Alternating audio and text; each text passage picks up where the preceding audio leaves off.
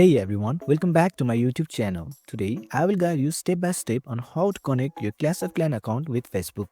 By linking your account, you can save your game progress, play across multiple devices, and connect with your friends. So let's dive right in. At first, we have to be on the home screen of our mobile phone. Open your Clash of Clans account and make sure you are already logged into your account.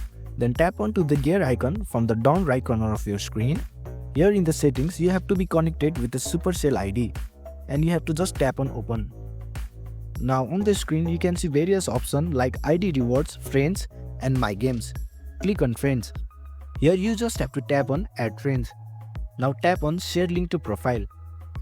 A pop-up will appear in your screen like this and you just have to tap onto your Facebook app and you will be able to share your Clash of Clans profile in Facebook.